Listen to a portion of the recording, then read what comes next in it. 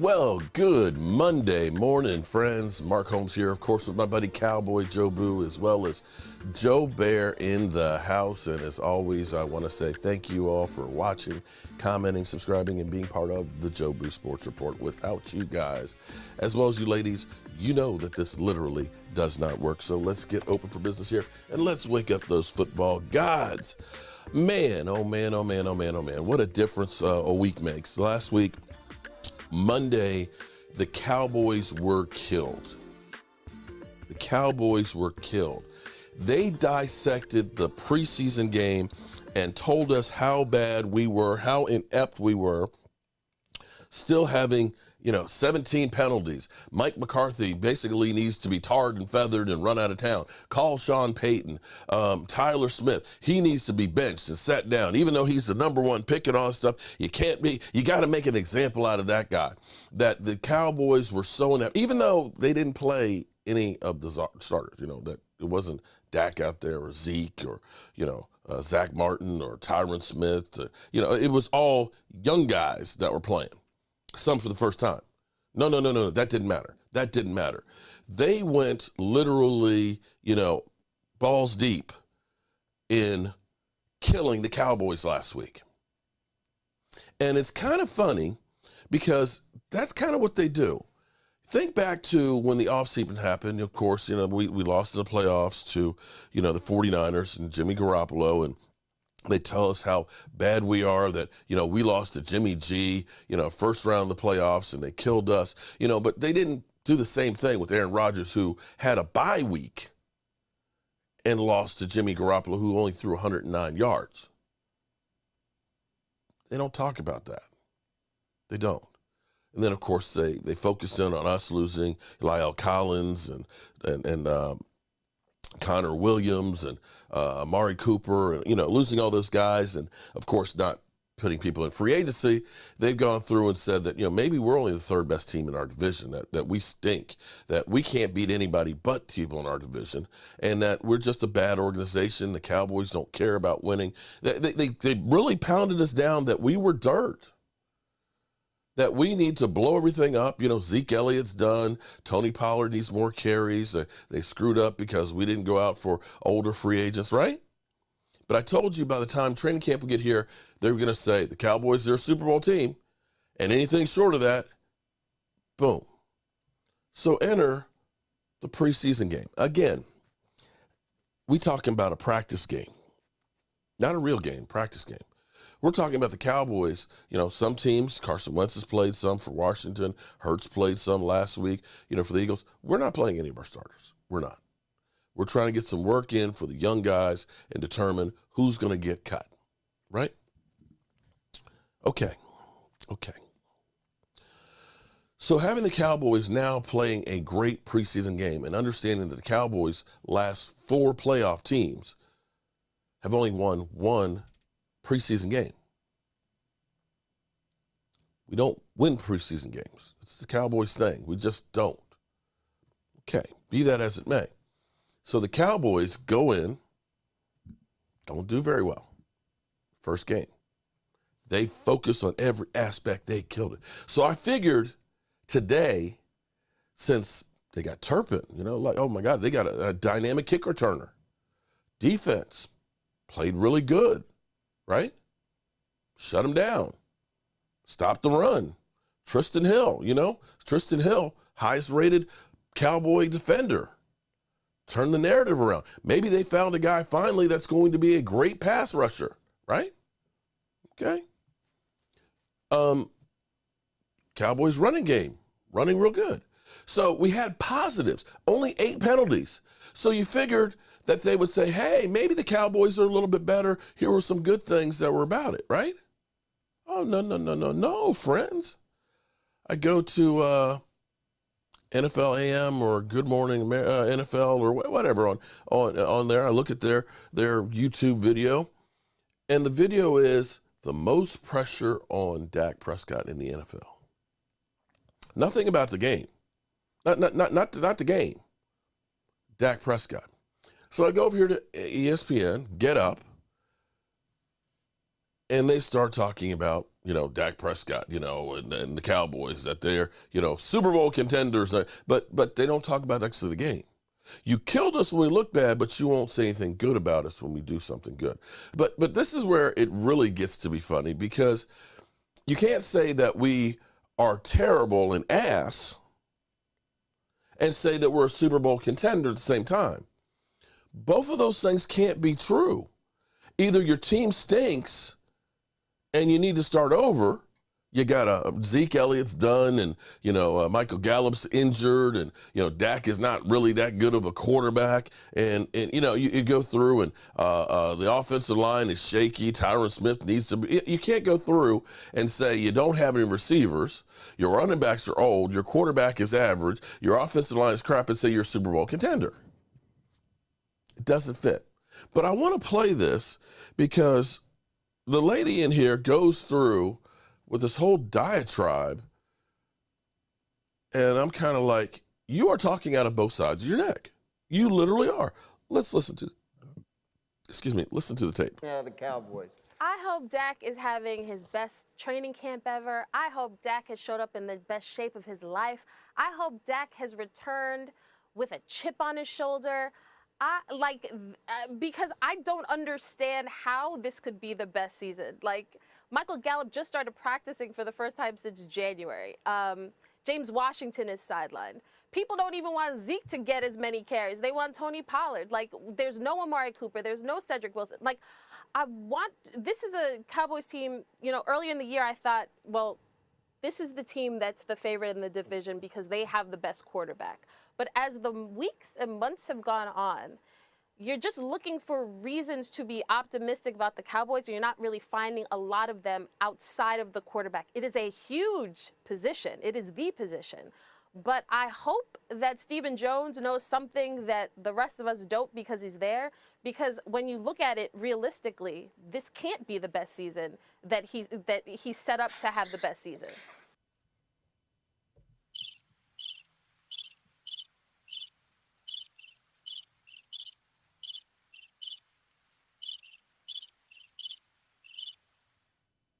Okay, I want to stop it right there for a second. So she's killed us. She has literally just basically said, we're a second-class team. You got no hope, you got no chance, you got nothing. But it's funny that you don't look and say, you know what, maybe the Cowboys special teams might be better this year because, Turpin, that boy is fast. That maybe that situation is better. You don't look at this and say, well, maybe that Tony Pollard and Zeke coming back from injury, the 1-2 punch, they were one of the top rushing teams there until they both got injured in the offensive line, that maybe they'll be able to run the football a little bit better. That now that Dak is actually being able to practice, because this time last year he couldn't throw in camp, that Dak being better may help some of the younger guys come along. And she completely ignores the fact that you have one of the best defenses in football. Now, the average person who doesn't understand football per se will put everything solely on the quarterback. Make no mistake about it. You need a great quarterback to win the Super Bowl. But if great quarterback play was the only thing you needed, then Aaron Rodgers and Russell Wilson would win the Super Bowl every year. But the last I checked, they each only have one Super Bowl. One. That's it. You have to have a team around them. And one of the things that has been a problem for the Cowboys for years is we've always had a great offense, but we haven't had a defense that could stop an Aaron Rodgers down the stretch. And for once, especially when you see a guy like Tristan Hill now, a guy who, he's like icing on the cake. They weren't counting on a Tristan Hill. But now Tristan Hill being the highest rated Cowboys defensive player last week, you say, wow, they're having the NFL's Rookie of the Year defensive player in Micah Parsons looking like he hasn't lost anything, looking like he's even better. And having Dan Quinn with a second year, a guy who's proven to have had the #1 defense in points, scoring, and takeaways. I don't know how you don't look and say, there is some hope because the defense can help carry you in the way the offense used to carry the defense. But let's go on a little bit more here. Sacho, if the Cowboys want to do what they haven't been able to do lately, make a deep playoff run, what's the most important thing for them to do? Most important thing is to find a reliable number 2 receiver. I think that's the most important thing. You let Amari Cooper go. You need to find someone, even if Dak is having his best camp ever and the best season ever, best whatever, you have to have somebody to throw to, right? And so if CeeDee Lamb does prove he can be a number 1, who's going to be number 2? Right? When will Michael Gallup be healthy? Will Jalen Tolbert be able to step up? Who's going to be number 2? So we don't have to rely on the run all season long. And if Zeke happens to get injured, now all of a sudden the Cowboys are struggling. Mm-hmm. And so for me, I think it's finding a reliable number 2 receiver so that you can be balanced in your offensive attack. And this is obviously while Michael Gallup is getting healthy and hopefully comes all the way back healthy 100%. But that for me is the key. Who's going to be that number 2 receiver or number 3 when Michael Gallup? It's two vital things I'm confident in. I'm confident Dak will play well and he'll help these guys come along. But I think one thing that's being slept on about the Dallas Cowboys is how good this defense is going to be. And I know last year everybody thought it was an anomaly. You can't keep turning the ball. Well, they did. They kept getting interceptions, and they kept forcing fumbles, and they kept sacking people all year long. So I just, like, before we just throw them off a cliff, and I know, and I'm more nervous than anybody because I know how important the offensive line is, but this defense will be able to carry them some when they need them to. And I'm looking forward to seeing them play this year as well, especially with Michael Parsons knowing more about this league and how to play this game. And Swagoo, the defense will be better. That's the thing. Like, not just Michael Parsons knowing more, but the entire defense, the DBs, the linebackers, they'll understand Quinn's system better. And so, thank you for I'm maybe I'm just crying too much here, but I give the Eagles for example, you have to try and call it even, okay? I recognize that the Eagles are improved from where they were last year, and I've said that as much, but I don't know that the Eagles have done enough to overtake the Cowboys. I still think that the basis of what the Cowboys have on the roster and the team are very, very good. When you think about the things that happened to the Cowboys, the first half of the season, the Cowboys were, playing toe-to-toe with Tampa Bay. They ended up beating the Chargers on the road. They ended up beating New England in New England. They killed the Eagles. The problem for the Cowboys wasn't that they didn't have a system that was working in the first half. The problem was the plan B when they started losing people. When Zeke Elliott ended up messing up his PCL, slowing him down. Tony Pollard missing time because of the plantar fasciitis. When Tyron Smith went down. Those were the mitigating circumstances and Dak, of course, messing up his calf. Those were the mitigating circumstances that took the team that was performing on the offensive side of the ball and turned them into an average team. And going into the playoffs, they were nicked up. All of those things were exacerbated to the point where Kellen Moore couldn't do some of the things that he wanted to because they didn't have the wherewithal. I did a video, and again, I'm not the film breakdown guy like Vosh and Law Nation. Those guys are experts at it. I've played football. In high school, I was offensive lineman. I played guard there. At college, I played nose guard. So I understand the line. I understand the games. I understand the moves. I understand the chess match that is. And looking at the third drive, I believe it was, for the Cowboys, third time we got the ball, watching Cooper Rush march the team 69 yards down the field, the Cowboys using 12 personnel. I know people are sick and tired of me. I need to just put a 12, just tattoo it on my forehead, because I'm always talking about 12 personnel. But see, the thing that the people don't seem to get and understand is with 12 personnel, you are reducing the receivers. Everybody keeps focusing in on the receivers.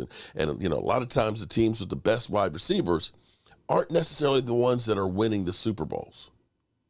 They're not. Not always. Sometimes, yes. But for the most part, tight ends have become the new wide receiver, the new weapon that ultimately helps to get you there. And you can look back over the course of, say, the last 12 years or so and look at the importance of tight ends, that you'll see that almost every Super Bowl winning team or every team that's going to the Super Bowl has a really dynamic tight end. You think back to New England when they had Aaron Hernandez and Gronk. They had like Julian Edelman as their number one receiver. They were able to still pick apart defenses because it's not about having one guy that's got monster statistics. Because if you take that guy out, ultimately you're now relying on guys that you're not sure you can do it with. The thing that Dak has always done really good, and you call him a dink and dunker or whatever you want, is finding the open man. And a couple of statistics that bear out for the Cowboys, and this is where you need to start building your game plans on. One, and you could go back to Troy Aikman and Emmitt Smith. When the Cowboys had Emmitt Smith rush for 100 yards, they won almost every single time.